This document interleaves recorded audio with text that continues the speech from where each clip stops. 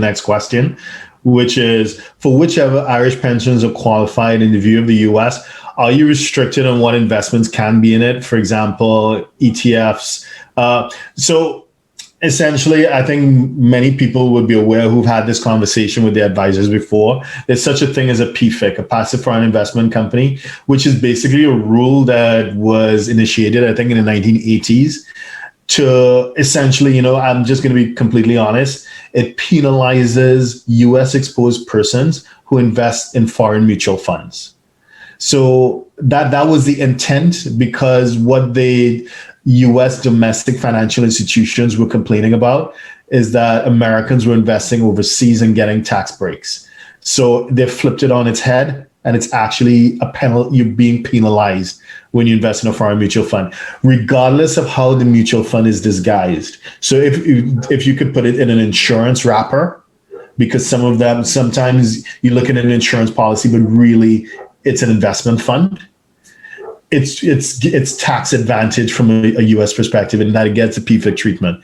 Similarly, with Irish pension funds, and as Damien pointed out, every Irish pension is a qualified pension. But once you have it that's unit linked or it's invested in stocks and shares, there's a strong possibility that you're dealing with a PFIC from a US perspective, which means it's tax disadvantaged from a US perspective. But that's not to say that you can't do it, because what may be required is, some sensitivity analysis, rip out that spreadsheet and run some scenarios. Maybe the returns on it and the advantage, the tax breaks from the Ireland perspective outweigh the penalties from the US side. So it could still be a green light. You just need to run the numbers and make sure it's the right fit for you. Damien, do you want to comment? Yeah, so from our side, from the Irish side, really, and we'll take it like if it's a self-directed pension, because obviously if it's not a self-directed pension, you don't have control of where it's going anyway.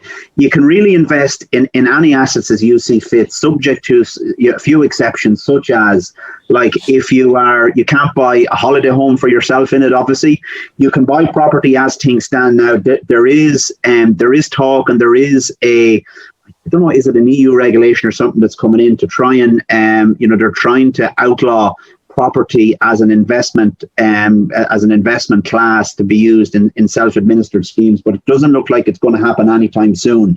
You can't obviously buy assets from people that are connected with you or family members or something like that. You can't buy works of art. But other than that, like if it's just, listed stocks and shares, you can actually give loan notes through your pension scheme if it's on an independent and arm's length basis, and again, not to a company that you're connected with. So there's a whole array of very useful options that you can have if you do have a pension pot to make use of the money that you have in that pot. And again, it's something that we do a fair bit of work with our clients in trying to, I suppose, think of ideas as to how they can leverage that money for their own asset management and asset identification purposes.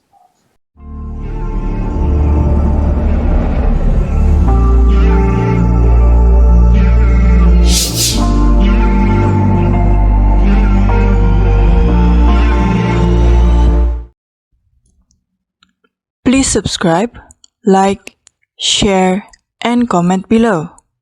Our books and upcoming events are available at htj.tax. Email us at help@htj.tax to engage us, to advise on international tax or business matters.